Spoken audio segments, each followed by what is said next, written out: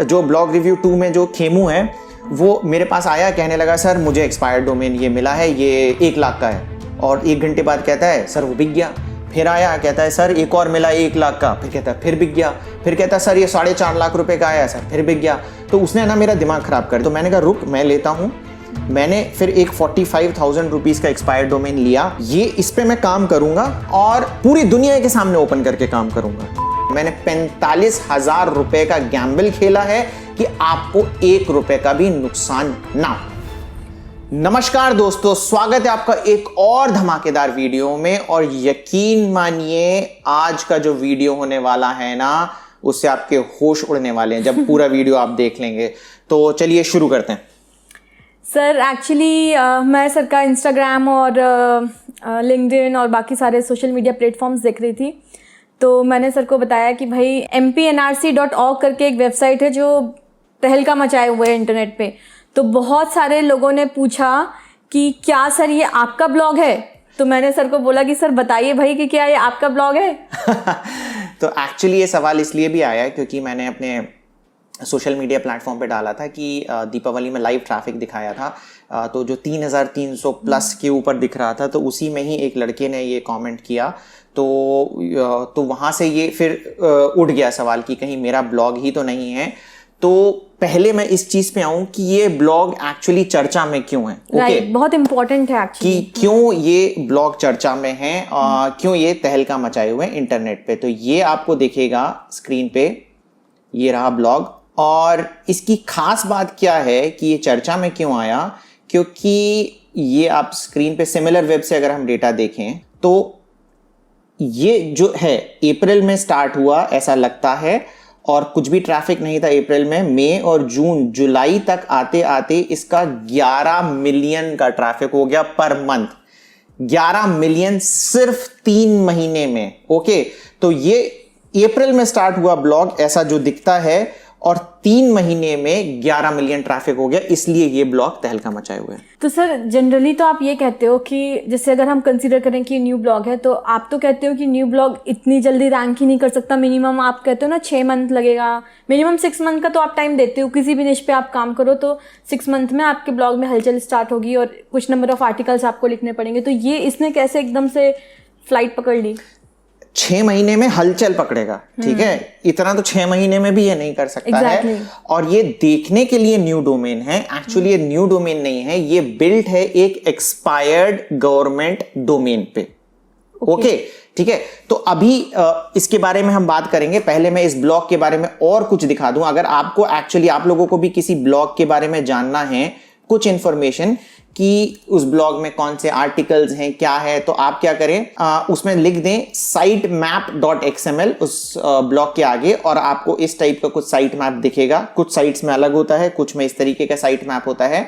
और आप पोस्ट पे डालिए, ठीक है। पोस्ट पे नजर हम डालते हैं तो इसने 936 आर्टिकल्स अभी तक डाल चुका है यहाँ। 936 सर? 936 3 महीने में? नहीं, 3 महीने में नहीं, यहीं से ही बताते हैं कि अब हम एक्चुअली ये इसने क्या किया। अगर हम इसकी नजर डालें तो जो पहला ब्लॉग इसमें दिख रहा है, ये महाकौशल यूनिवर्सिटी, ये इसने डाला है अप्रैल 22 में। ये दिख रहा है हमें पहला ब्लॉग है, बट एक्चुअली क्या होता है ना, ये लास्ट मॉडिफाइड डेट है। अगर ये अपडेट कर देगा तो ये आज की डेट में आ जाएगा। तो ये एटलीस्ट आप मान के चलें कि अप्रैल से तो स्टार्ट हुआ है। ओके, तो अप्रैल से ये ब्लॉग स्टार्ट हुआ है। और दूसरा तरीका होता है वे बैक मशीन पे देखने का, ठीक है। तो जैसा मैंने बताया था कि एक्सपायर्ड डोमेन होता है, तो ये जो डोमेन जो स्टार्ट हुआ था वो 2013 में हुआ था, ठीक है। तो गूगल की नजर में 2013 वाला ब्लॉग हो गया, और यहां तक ये गवर्नमेंट का ही था। और 2021 में आते आते मैंने जब डेटा चेक किया था तो मई में जाके समथिंग इस बंदे का डेटा आया था, अदरवाइज ये गवर्नमेंट का ही ब्लॉग था। तो अगर आप किसी डोमेन के बारे में स्टडी कर रहे हैं, मैंने इसलिए बताया आपको कि ये साइट मैप में भी आप जाके चेक कर सकते हैं, तो आपको पता चल जाएगा कि कितने और क्या आर्टिकल्स उसने लिखे हैं। तो सर आप कह रहे हो कि ये न्यू ब्लॉग नहीं है, ये एक एक्सपायर्ड डोमेन है। तो ये होता क्या है एक्सपायर्ड डोमेन? हम कैसे, मतलब क्या डेफिनेशन क्या देंगे कि how we call a domain as expired domain? ये एक तरीके से आप ये मान के चलिए कि एक दुकान थी, ठीक है, जो सरकार चला रही थी 2013 से, और समहाउ 2020 में उसने वो दुकान खाली कर दी क्योंकि गवर्नमेंट ने कहा कि हमें अब इस लोकेशन पे अपनी शॉप नहीं चलानी है, हम संसद भवन के आसपास ही अपनी शॉप चलाएंगे। फॉर एग्जाम्पल पहले इसी तरीके से ये ब्लॉग्स हुआ करते थे। तो जैसे ये ब्लॉग है mpnrc.org, तो मध्य प्रदेश नर्सिंग से रिलेटेड ये एक ब्लॉग हुआ करता था। फिर गवर्नमेंट ने कुछ पॉलिसी डिफाइन हुई क्योंकि पता नहीं चलता था कि ब्लॉग एक्चुअली गवर्नमेंट का है या नहीं है, तो उन्होंने कहा जो सारे ब्लॉग्स होंगे गवर्नमेंट के या तो .nic.in से होंगे या .gov.in से होंगे, एक्सटेंशन से। इसका एक्सटेंशन .org था, तो उन्होंने फिर उसको शिफ्ट कर दिया। यस, जैसे इसमें आप इसी के जाएंगे इस बंदे में, तो आप देखेंगे तो इसने लिख रखा है बेसिकली कि ये हम लोग नहीं है रिलेटेड गवर्नमेंट से। और एग्जैक्ट जो अगर आप जाएं गवर्नमेंट का MP नर्सिंग रजिस्ट्रेशन काउंसिल का जो डोमेन है, एक्चुअली पहले ये था mpnrc.org और अब इन्होंने माइग्रेट कर दिया। तो इन्होंने ये फिर क्या हुई, एक तरीके से शॉप छोड़ दी। अब ये शॉप वेकेंट थी। ये जो बंदा है इसने क्या किया, बहुत इंटेलिजेंटली इसको एक्वायर कर लिया, ठीक है, और इस पे आर्टिकल्स डालना स्टार्ट किया और इस वजह से ये इतना हाइक पे आया। अच्छा, एक चीज मैं और बता दूं कि ये बंदा जो भी है, पहली चीज तो हैट्स ऑफ, आपने बहुत अच्छा काम किया, आप इंटरनेट सेंसेशन हो आज की तारीख में। ये ब्लॉग मेरा नहीं है। और दूसरी चीज कि मेरी ईमेल के थ्रू उससे बात हुई थी, बहुत ही हम्बल लड़का है, काफी चीजों का रिस्पॉन्स भी कर रहा है। वो अपनी आइडेंटिटी रिवील नहीं करना चाहता है, दैट इज फाइन। बहुत सारे जो अच्छे ब्लॉगर हैं, यकीन मानिए, वो अपनी आइडेंटिटी रिवील नहीं करना चाहते, ये उनमें से एक है, पर इसने तहलका मचा रखा है इंटरनेट पे। तो मेरी ईमेल के थ्रू इससे बात हुई है। सर एक क्वेश्चन और है मेरा कि एक्सपायर्ड डोमेन तो मुझे अब समझ में आ गया, तो अगर एक्सपायर्ड डोमेन हम खरीदते हैं तो क्या हमें कुछ अलग से होस्टिंग लेनी पड़ती है? नहीं, एक्सपायर्ड डोमेन अगर आप लेते हैं तो कोई अलग होस्टिंग नहीं लेनी पड़ती है। अगर आप नए यूजर हैं तो आप होस्टिंगर की ले सकते हैं होस्टिंग, बहुत ही अच्छी और अफोर्डेबल प्राइजेस में होस्टिंगर की मिलती हैं। जितने भी नए हमारे यूजर्स हैं उनको सबको मैं रिकमेंड करता हूं कि आप होस्टिंगर से ही होस्टिंग लें। अभी तक बहुत सारे लोग होस्टिंग ले चुके हैं, किसी ने कभी मुझे कोई कंप्लेंट नहीं करी है, इसीलिए मैं होस्टिंग रिकमेंड करता हूं। यूजुअली होस्टिंगर के प्लान 179 रुपीज से मिलते हैं और अभी कुछ स्पेशल डिस्काउंट भी चल रहा है, तो आप जाकर अवेल कर सकते हैं। इंडिपेंडेंस डे डिस्काउंट चल रहा है, तो आप चेकआउट करें वहां की प्राइजेस और आपको डिस्काउंट मिल जाएगा। प्लस आपको ये मेरे डिस्क्रिप्शन में आपको लिंक मिल जाएगा, वहां से आप जाके क्लिक करेंगे और मेरे अगर आप अफिलिएट लिंक यूज करेंगे और मेरा कूपन कोड यूज करेंगे तो आपको और एक्स्ट्रा डिस्काउंट मिल जाएगा। तो इसका फायदा जरूर उठाएं। तो सर मतलब मेरे दिमाग में एक बात आई है कि जैसे हमारा deepavali.co.in है, ठीक है, आई थिंक आपने उसको 10 साल के लिए लेकर रखा, ठीक है, तो अगर आप 10 साल के बाद वो डोमेन रिन्यू नहीं कराते तो क्या कोई और ले सकता है उस डोमेन को? बिल्कुल, अगर मैं भूल जाऊं किसी भी कारण से तो वो कोई और ले सकता है। इनफैक्ट मैं आपको एक एग्जांपल बताता हूं कि गूगल का, ठीक है, अर्जेंटीना, जैसे google.co.in इंडिया की स्पेसिफिकली एक डोमेन है, google.com उनका ग्लोबल डोमेन है, और ऐसे ही अर्जेंटीना का भी कुछ था .ar करके, जो भी होगा google.co.ar, एग्जैक्टली मुझे नहीं पता, वो एक्सपायर हो गया। और कुछ ऐसे बंदे हैं जिनका काम ही यही है कि वो देखते रहते हैं कि कौन सा डोमेन एक्सपायर हो रहा है, और उसको पता चला कि डोमेन एक्सपायर, उसने खट से ले लिया 200 रुपए में।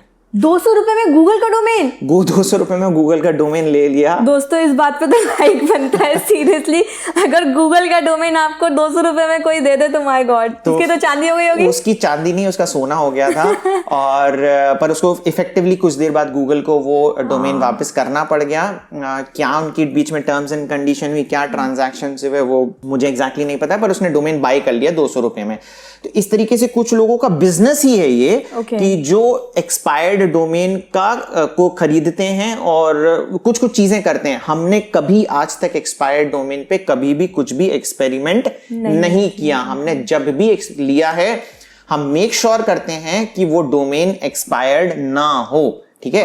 वैसे हमने सारे फ्रेश डोमेन्स पे काम किया है। सर मेरा एक क्वेश्चन है, हाँ, कि जैसे कोई एक्सपायर्ड डोमेन है, आप कह रहे हो कि वहाँ पे शॉप थी, उससे हम रिलेट कर रहे हैं, तो जैसे मेरा या आपका जो deepavali.co.in है वो डोमेन एक्सपायर हो गया, ठीक है, तो उसमें जितनी भी 1000 पोस्ट है भी हमारे पास, तो वो सारी खत्म हो जाएंगी, या फिर अगर कोई बंदा वो एक्सपायर्ड डोमेन लेता है तो सारी पोस्ट उसको मिल जाएंगी? नहीं, पोस्ट नहीं मिलेंगी, क्योंकि आप दुकान में, समझिए सामान मेरा था तो सामान मैं अपने साथ ले गया, भले ही मैंने उसको कचड़े में डाल दिया, मेरे भी किसी काम का नहीं है, बट सामान मैं अपने साथ ले गया, तो आपको खाली दुकान मिलेगी। ओके, तो अगर मतलब कोई भी बंदा एक्सपायर्ड डोमेन खरीदता है तो उसको सिर्फ वो डोमेन नेम मिलेगा, दैट्स इट। आर्टिकल्स आपको अपने आप से डालने पड़ेंगे, आर्टिकल्स आपको अपने आप से करने पड़ेंगे। फॉर एग्जांपल हम MPNRC इसी बंदे का ही हम देखें तो उसके जो पुराने आर्टिकल्स होंगे आप archive.org में जाके देख सकते हैं, 2013 में जो उसने आर्टिकल्स गवर्नमेंट के थे वैसे नहीं होंगे, ठीक है। इसी तरीके से अगर deepavali.co.in अगर मैं रिन्यू कराना भूल जाऊं तो कोई भी बंदा उसको ले सकता है और उसके पास जितने भी मेरी अथॉरिटी बनी हुई उसको एज इट इज पास होना जाएगी। तो आपको ध्यान रखना है फिर अपने जो भी डोमेन्स है एक्सपायर होने से पहले। तो सर एक बात बताइए कि जैसे जो deepavali.co.in है या जो ये mpnrc.org था, ये एक्सपायर्ड डोमेन हो गया था, ठीक है। अभी deepavali.co.in एक्सपायर्ड नहीं है, मतलब इन केस अगर हो जाता है तो क्या उस डोमेन के साथ ग्रो करने के चांसेस ज़्यादा होंगे? ये अगेन एक आग के साथ खेलने वाली चीज हो गई। जैसे आप दीपावली को एक्चुअली जानते हो, आप इस ब्लॉग को जानते हो कि अच्छा था, इत्तेफाकन ये हमने नहीं करा पाए रिन्यू, बट एक्सपायर्ड डोमेन के साथ खेलना आग के साथ खेलने जैसा है, ठीक है। तो अगर आग से दो काम हो सकते हैं, आप घर का खाना भी बना सकते हो, घर जल भी सकता है, ठीक है। तो अगर आपको आग यूटिलाइजेशन करना आता है तभी आपको पता होना चाहिए कि ये बेनिफिट भी हो सकता है, ये नुकसान भी कर सकता है। इसलिए मैंने आज तक कभी एक्सपायर्ड डोमेन पे काम नहीं किया। तो सर फिर एक बात बताइए कि अगर एक्सपायर्ड डोमेन में ऑलरेडी आपको अथॉरिटी मिल जाती है और ऑलरेडी आपको बैकलिंक्स बनी हुई मिल जाती हैं, तो हम एक्सपायर्ड डोमेन ही लें, हम फ्रेश डोमेन क्यों ना लें? तो एक्चुअली वही जैसे मैंने बोला कि आग के साथ खेलना जैसा है। फॉर एग्जांपल अभी मैं आपको बताता हूँ, मेरा एक डोमेन मैंने फ्री ब्लॉगिंग जब जो कोर्स वाला फर्स्ट वीडियो था उसमें बताया था कि व्यापारकेंद्र.com मेरा ई डोमेन है। कुछ नहीं दिख रहा होगा आपको क्योंकि, और ये कुछ चाइनीज जापानीज पता नहीं क्या लैंग्वेज लिखी हुई है। तो जिस भी बंदे ने ये लिया है, किस पर्पस के लिए लिया है भगवान मालिक है, पर मैं आपको बताऊं मैंने क्यों नहीं इसको रिन्यू कराया। मैंने इसको इसलिए नहीं रिन्यू कराया क्योंकि ये मेरा जो है ब्लॉग, ये एडसेंस डिसेबल हो गया था। ओके, ठीक है। तो अब कोई बंदा जाए और देखे कि फॉर एग्जांपल deepavali.co.in है, वो एडसेंस डिसेबल हो गया और मैंने उसको रिन्यू नहीं कराया क्योंकि अब मेरे किसी काम का नहीं है, और आप उसको ले लो और आपका पर्सपेक्टिव ये हो कि इस पे एडसेंस चलाना है, तो फिर तो किसी काम का ही नहीं है, ठीक है। तो जब आप डोमेन लेते भी हो, कोई नया डोमेन भी लेते हो, तो आपको हु इज करके एक जगह होती है, हु इज मैं बताता हूं क्या है, तो वहां पे सारी इंफॉर्मेशन मिल जाती है आपको कि डोमेन कितना पुराना है, कितना नया है, रजिस्टर कब हुआ। जैसे हम MPNRC पे आते हैं, इसको मैंने कॉपी किया तो ये डिटेल आ गई इसमें, देखिए है ना कि ये अभी एक्सपायर इस तारीख को होगा और रजिस्टर्ड इस तारीख से था। तो जब आप कोई नया डोमेन ले रहे हैं, एक्सपायर्ड डोमेन नहीं, कोई नया डोमेन भी ले रहे हैं, ये चेक करें कहीं पहले से तो नहीं किसी ने उस पर काम कर रखा है। अदरवाइज क्या होगा कि जो साथ में बेनिफिट्स आपके आ रहे हैं, ठीक है, आपको क्या दिख रहा है कि सिर्फ बैकलिंक्स बने इसलिए बेनिफिट है, तो पीछे से जो नेगेटिव चीजें हैं वो भी आपके पास आ जाएंगी। मतलब सर अगर जैसे व्यापारकेंद्र.com था, ये एक्सपायर्ड डोमेन है और अगर मैंने वो खरीद लिया तो मैं उसको एडसेंस के लिए भेजूंगी तो डिनाई हो जाएगा। ये पहले की मैं बात बता रहा हूं कि इसी में अच्छा एक कैसे तरीका, एक तरीका ये भी आप चेक कैसे करो अगर आप एक्सपायर्ड डोमेन ले रहे हो तो वो एडसेंस डिसेबल है या नहीं है। पहले एक तरीका होता था एडसेंस सैंडबॉक्स करके, मैं बता रहा हूं, और ये अमित अग्रवाल जी ने ही बनाया था टूल। ये अभी काम नहीं कर रहा है। पहले जब हम देखते थे, ठीक है, जब मैंने कभी दिमाग में कभी आया हो चेक करने के लिए कि क्या स्टेटस है, तो हम यहां से चेक करते थे कि एडसेंस डिसेबल है या नहीं है। ओके, तो आपको पहले चेक करना पड़ेगा कि एडसेंस डिसेबल है या नहीं है। तो हम यहां से चेक करते थे और पता चलता था। तो आप जब डोमेन ले रहे हो तो अभी क्या तरीका है मुझे नहीं पता चेक करने का, और पहले ये भी था कि अगर एडसेंस एक बार डिसेबल हो गया तो उसमें दोबारा नहीं आता, कभी अप्रूव ही नहीं होगा, अब कभी अप्रूव होगा ही नहीं। तो कुछ लोग ऐसे हो सकते हैं जिन्होंने अनकॉन्शियसली एक्सपायर्ड डोमेन ले लिया है और इस वजह से उनका एडसेंस अप्रूवल नहीं हो रहा है। बिल्कुल सही दोस्तों, ये पॉइंट ना नोट करने वाला है क्योंकि बहुत सारे मैसेजेस आपके यूट्यूब में भी आते हैं कमेंट्स में कि सर मेरा एडसेंस अप्रूव ही नहीं हो रहा, अप्रूव नहीं हो रहा। तो that might be a reason also, this might be one of the reason, क्योंकि पहले तो ऐसा होता था। अभी कुछ एडसेंस की पॉलिसीज में अगर कुछ नए चेंजेस आए हो तो हमें नहीं पता है, पर पहले ऐसा होता था। और सर और कोई इसका मतलब कौन सा है कि अगर हम एक्सपायर्ड डोमेन लेते हैं कि कुछ आपका पेनलाइजेशन हो जाता है? पेनलाइजेशन भी, ठीक है। अब फॉर एग्जांपल क्या होता है ना कि अब मैंने क्या किया कि अब जैसे MPNRC है, ये ब्लॉग बनाया इस भाई ने, ठीक है।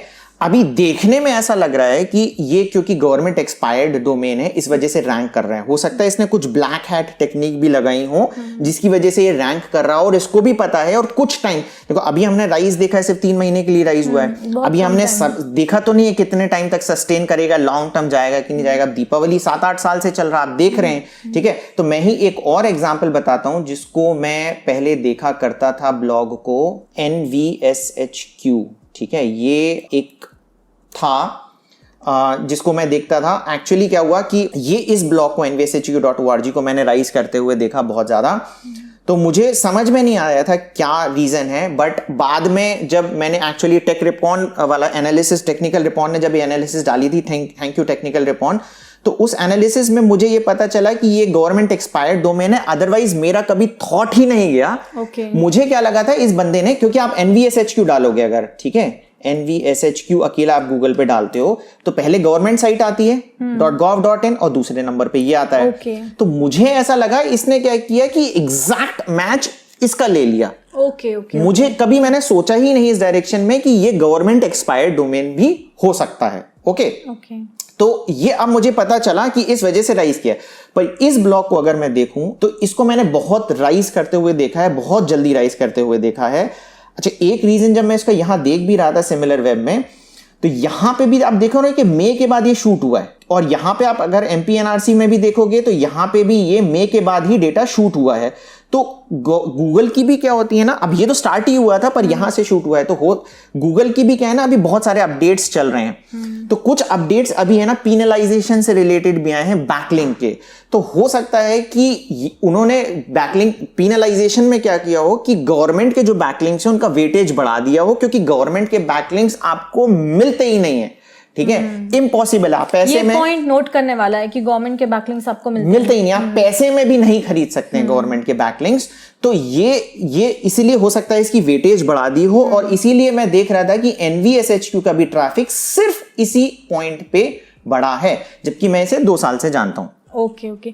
तो सर एक बात बताइए कि जैसे आप कह रहे हो कि भाई जो नॉर्मल डोमेन्स होते हैं वो पेनलाइज जाते हैं या एडसेंस डिसअप्रूव हो जाते हैं, तो वो हमें सोच समझ के लेना चाहिए।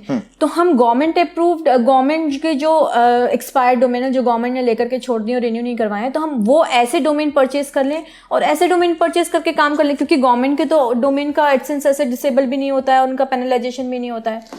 बिल्कुल सही बात कही आपने कि जो नॉर्मल डोमेन्स हैं, ठीक है, वो तो पीनलाइज हो सकते हैं, गवर्नमेंट एक्सपायर्ड कैसे होंगे। परंतु एक प्रॉब्लम ये है कि जो गवर्नमेंट एक्सपायर्ड डोमेन्स हैं, पहली चीज वो बहुत कॉस्टली हैं। ओके, ठीक है।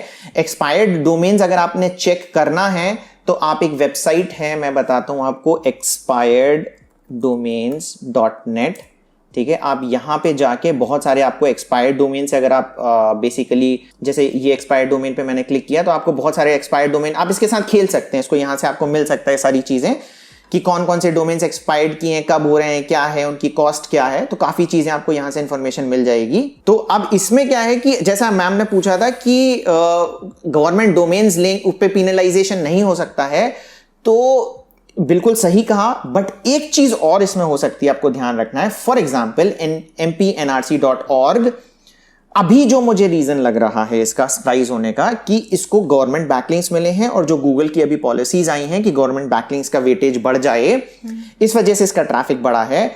हो सकता है ये कुछ ब्लैक हैट टेक्निक भी कर रहा हो, फिर पीनलाइज हो जाएगा। फिर ये क्या करेगा, अपना डोमेन छोड़ सकता है, ठीक है, मार्केट में बेच दे किसी को। अब ये इतना पॉपुलर हो गया है कि कोई 10 लाख रुपए में भी अगर ये डोमेन बेच रहा होगा तो ले लेगा, ठीक है। तो सर ये प्राइजेस कैसे डिफाइन होती हैं एक्सपायर्ड डोमेन्स की? ये प्राइजेस कैसे डिफाइन होती हैं इसका भी मुझे एग्जैक्ट आइडिया नहीं है कि प्राइजेस, क्योंकि मैंने कभी एक्सपायर्ड डोमेन पे काम नहीं किया है, तो मुझे एग्जैक्टली नहीं पता है प्राइजेस कैसे डिफाइन होती हैं। बट प्राइजेस डिफाइन हो रही हैं। कुछ प्रीमियम डोमेन्स भी होते हैं, फ्रेश डोमेन्स, वो ब्रांड की वजह से चलते हैं। तो सर ब्रांडेड कीवर्ड्स का क्या मतलब हुआ? ब्रांडेड डोमेन्स मतलब कैसा हो गया कि फॉर एग्जांपल नीरज चोपड़ा हो गए, ठीक है, अचानक से उन्हें गोल्ड मेडल मिल गया, तो ये नाम क्या हो गया, बहुत पॉपुलर हो जाएगा। तो फिर क्या है, इसी तरीके से पीछे इवैल्यूएट करता रहता है ये जो डोमेन वाले रहते हैं, और ये जो छोटे और जो ब्रांडेड नेम्स होते हैं इससे रिलेटेड वो क्या करते हैं, प्राइस हाइक कर देंगे। प्लस कुछ जेनरिक वर्ड्स हैं, फॉर एग्जाम्पल बेस्ट शूज, है ना, बस इतना।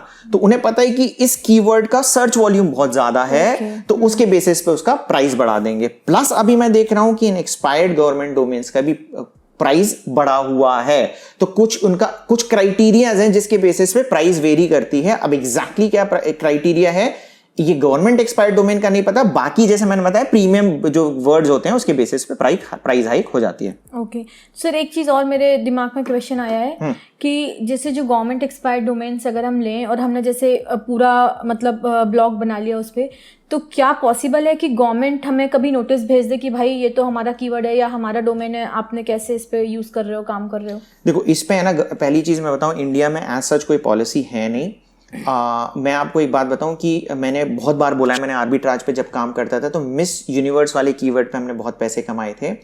तो हमने क्या किया था, एक डोमेन लिया था missuniversewinners.com, ओके, और 7-8 हमने पोस्ट लिखे और हम रैंक भी कर गए। जैसे ही हम रैंक करे हमें एक यूएस से नोटिस आ गया, अच्छा मिस यूनिवर्स कोई गवर्नमेंट ऑर्गेनाइजेशन नहीं है, ये एक प्राइवेट ऑर्गेनाइजेशन है जो रन करती है। तो उस ऑर्गेनाइजेशन का हमें आ गया कि हमारा ब्रांड है मिस यूनिवर्स, आप इसके नाम का डोमेन नहीं ले सकते, इसको सरेंडर करो नहीं तो हम आपके ऊपर केस कर देंगे। हम GoDaddy के पास गए, हमने वहां कंप्लेंट डाली कि भाई जब ये ब्रांडेड कीवर्ड है तो आपने हमें दिया ही क्यों? तो उन्होंने कहा ये आपका काम है देखना, हमारा कोई काम नहीं है, ओके। और उन्होंने पैसे भी रिफंड नहीं किए हमें, बट हमें वो डोमेन सरेंडर करना पड़ गया क्योंकि उनका ब्रांड था, ओके। तो अब ये आप देख रहे हैं कि प्राइवेट ऑर्गेनाइजेशन और स्पेशली यूएस वाले तो बहुत ज्यादा कि नहीं कॉन्शियस होते हैं। अब गवर्नमेंट कर सकती है कि नहीं कर सकती है भगवान मालिक है, ठीक है, ये आपको भविष्य बताएगा। ये आपके सामने डोमेन आ चुका है, ये भविष्य बताएगा कि गवर्नमेंट इस पे कुछ एक्शन लेती है कि नहीं लेती है। क्योंकि एक चीज ये भी होती है कि गवर्नमेंट का क्या कुछ नुकसान हो रहा है? नहीं हो रहा। मतलब अगर आप जैसे अक्षय कुमार के बारे में लिखते हो, जब तक वो आपके पास नहीं आएंगे, जब तक उनकी छवि को उससे कोई नुकसान नहीं ना हो। अब जैसे मिस यूनिवर्स वाले केस में क्या हुआ था कि मिस यूनिवर्स कीवर्ड पे हमारे पास ट्रैफिक आने लग गया था, जिसे हम पैसे कमा रहे थे और वो चाह रहे थे कि उनके पास ट्रैफिक जाए, उनका नुकसान हो रहा था, उनका नुकसान हो रहा था। तो इसीलिए हमारे पास नोटिस आया। गवर्नमेंट का क्या होता है, क्योंकि इंडिया में ऐसा कोई रेगुलेशन है नहीं, तो मुझे इसका एग्जैक्टली आंसर नहीं पता। तो सर जो एक्सपायर्ड डोमेन होते हैं वो उनको रैंकिंग करने में कुछ स्पेसिफिक टाइम लगता है कि 2 महीने में 3 महीने में रैंक करने लगेंगे? देखो एक्सपायर्ड डोमेन्स अगेन वो हो गए कि पीनलाइज्ड भी हो सकते हैं, नॉन पीनलाइज्ड हो सकते हैं। तो कुछ नहीं है, आंख के साथ खेलने जैसा है। जो एक्सपायर्ड डोमेन पे काम करता है तो उसको ये सारी चीजें पता होती हैं, इसलिए हमने कभी किया नहीं था। बस गवर्नमेंट एक्सपायर्ड डोमेन में पीनलाइजेशन के चांसेस कम हैं, तो आप सक्सेस हो सकते हो। सर मेरा एक और बहुत इंपॉर्टेंट क्वेश्चन है कि जैसे होस्टिंग तो मेरे पास एक ही है ना, उस होस्टिंग पे मैंने नॉर्मल अपनी 1, 2, 3 वेबसाइट होस्ट की हुई हैं और मैंने एक एक्सपायर्ड डोमेन लिया और उसको भी होस्ट कर लिया, ठीक है। इन केस मुझे वो एक्सपायर्ड डोमेन से बेनिफिट नहीं हुआ, मतलब मुझे किसी तरह से कोई नोटिस आ गया या कुछ आ गया, तो क्या वो उसके कारण मुझे मेरी जो बाकी की डिफरेंट वेबसाइट्स हैं वो भी इफेक्टेड होंगी? नहीं, ऐसा कुछ नहीं होगा। ऐसा कुछ भी नहीं होगा? ऐसा कुछ भी नहीं होगा। और एक चीज़ और मुझे पूछनी है कि जैसे आप कह रहे हो कि गवर्नमेंट जो भी एक्सपायर्ड डोमेन है वो ऑब्वियसली पेनलाइज नहीं होते या फिर उसमें एडसेंस अप्रूवल मिल जाता है, तो इसमें फिर सक्सेस ग्रांटेड होती है क्या कि मिल ही जाएगी? अगर मैंने एक एक्सपायर्ड डोमेन ले लिया और मुझे उस पर सक्सेस मिल ही जाएगी, ऐसा कुछ होता है? अब ये बहुत इंपॉर्टेंट क्वेश्चन है क्योंकि ये सबसे ज्यादा लोगों को पता है। अभी क्या लग रहा है, एक एक्सपायर्ड डोमेन लो पैसे कमाओ, गवर्नमेंट एक्सपायर्ड डोमेन लो और पैसे कमाओ। और ये बहुत सारे सवाल आ रहे हैं मेरे पास में। तो इसका आंसर है कि मैं 3 कैटेगरी में डिवाइड करूंगा ब्लॉगर्स को, एक बिगिनर्स, एक इंटरमीडिएट और एक एक्सपर्ट ब्लॉगर। मतलब कि जो नया ब्लॉगर है जिसने थोड़ी सी ब्लॉगिंग कर चुकी है, जिसको थोड़ा ब्लॉगिंग का एक्सपीरियंस है, और जो बिल्कुल एक्सपर्ट है ब्लॉगिंग में। करेक्ट है ना। हाँ। तो अब उसमें क्या है कि जो नया ब्लॉगर है जिसको ज्यादा कुछ नहीं पता है तो वो इसमें आए ही ना, है ना, क्योंकि उसको सिर्फ एक्सपायर्ड डोमेन से अकेले थोड़ी ना होगा। आप इसको देखो, इसने अगर हम MPNRC को जाके देखते हैं तो इसने क्या किया है कि अगर आप पोस्ट देखेंगे तो एक तो 900 पोस्ट लिख दिए। 900 पोस्ट अकेला इंसान नहीं लिख सकता, मतलब इसके पास टीम है पूरी लिखने के लिए। प्लस मैंने इसके और देखा कंटेंट, बहुत ही अच्छा कंटेंट लिख रखा है। जो सारे पैरामीटर्स मैं ब्लॉग रिव्यू में बोलता हूं मोस्टली इसने फॉलो कर रखे हैं, तो उसको पता है कि ब्लॉगिंग क्या है। तो इसलिए क्या है ना कि अगर आप नए ब्लॉगर हो तो आपको पहले ब्लॉगिंग सीखनी है। एग्जैक्टली ठीक है, फिर आप ये करो। अब हम आते हैं, तो नए ब्लॉगर को लेना ही नहीं है। मतलब सर सजेस्ट कर रहे हैं कि अगर आप नए ब्लॉगर हैं तो प्लीज एक्सपायर्ड डोमेन मत लीजिए, क्योंकि अभी आपको कुछ भी नॉलेज नहीं है ब्लॉगिंग का। करेक्ट, ठीक है। और अगर आप इंटरमीडिएट हैं तो आप जो सस्ते एक्सपायर्ड डोमेन है उसके साथ गेम खेल सकते हैं। अगर आपको लगता है कि आप अच्छा आर्टिकल लिख सकते हैं, आप एडसेंस अप्रूवल करा चुके हैं, तो आप जो मिड लेवल के एक्सपायर्ड डोमेन्स हैं जो कम रेट पे मिल रहे हैं वो ले सकते हैं। और अगर एक्सपर्ट की बात करूं, जैसे मैं अपने आप को अभी एक्सपर्ट ब्लॉगर मान रहा हूं, तो मैं एक्सपेरिमेंट कर सकता हूं, और इसी वजह से जो हमने 45,000 रुपीज वाला डोमेन लिया है। अच्छा, बहुत बड़ा रीजन क्या है, मैं बिल्कुल भी नहीं लेना चाह रहा था, बट जो ब्लॉग रिव्यू 2 में जो खेमू है वो मेरे पास आया, कहने लगा सर मुझे एक्सपायर्ड डोमेन ये मिला है, ये 1 लाख का है, और 1 घंटे बाद कहता है सर वो बिक गया। फिर आया, कहता है सर एक और मिला 1 लाख का, फिर कहता है फिर बिक गया। फिर कहता है सर ये 4.5 लाख रुपए का आया सर, फिर बिक गया। तो उसने ना मेरा दिमाग खराब कर दिया, और भी बहुत सारे लोग थे जो आ रहे थे, तो मैंने कहा रुक मैं लेता हूं। मैंने फिर एक 45,000 रुपीज का एक्सपायर्ड डोमेन लिया और उसको बोला कि तुम मत लेना, ठीक है, ये इस पे मैं काम करूंगा, है ना, और पूरी दुनिया के सामने ओपन करके काम करूंगा, ठीक है, मेरी आइडेंटिटी है, वो एक्सपायर्ड डोमेन है, मुझे ब्लॉग्स लिखते आता है। अब हम देखते हैं कि क्या गवर्नमेंट एक्सपायर्ड डोमेन से मेरे को फायदा होता है या नहीं होता है। ये पूरी की पूरी ओपन केस स्टडी है। अगर मेरे को फायदा होता है तो पूरी केस स्टडी आपके पास आएगी, आप डोमेन बाय करिए, और अगर नहीं होता है तो नुकसान सिर्फ मेरा होता है। मैंने 45,000 रुपए का गैम्बल खेला है कि आपको 1 रुपए का भी नुकसान ना। ठीक है सर, ये तो आपने बहुत अच्छी बात की। अच्छा, एक चीज़ मैं थोड़ा सा ऐड करना चाहूँगी कि जो इंटरमीडिएट ब्लॉगर्स हैं वो कम पैसे का डोमेन लेकर के कर सकते हैं गेम ना, मतलब 2,000-3,000 का, या जितना आपका बजट हो उसके अकॉर्डिंगली। बड़ा हाई अमाउंट का एक्सपायर्ड डोमेन लेके गेम ना खेले, है ना। यस, ये मतलब सर का कहना है। और सर एक बात और पूछना चाहूँगी कि जो ये MPNRC वाला है, तो अगर इसका 12 मिलियन तक ट्रैफिक पहुंच गया तो इसने कितना अर्न कर लिया होगा? इसकी अर्निंग अगर मैं बताऊं कि कितनी है, बेसिकली, क्योंकि देखो इसका जो ट्रैफिक दिखा रहा है बेसिकली ये दिखा रहा है 11-12 मिलियन दिखा रहा है।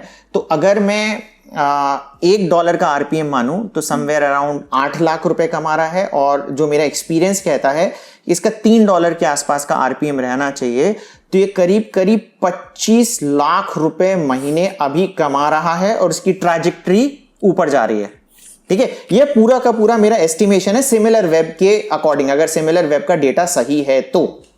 ओके, तो सर इसकी ग्रोथ बता सकते हो आगे और कितनी होगी, क्या कुछ होगी? नहीं कह सकते, जैसे मैंने बोला है कोई गारंटी नहीं है कि आगे कितना ग्रो होगा क्या नहीं होगा, तो समय बताएगा। जैसे मैंने आपको NVSHQ का दिखाया था, मेरी नज़र में ये ज़्यादा रिलायबल है, क्योंकि मैं इसको 2 साल से देख रहा हूँ, कम ज़्यादा ट्रैफिक होता रहता है, बट ये चल रहा है, मुझे 2 साल से दिख रहा है।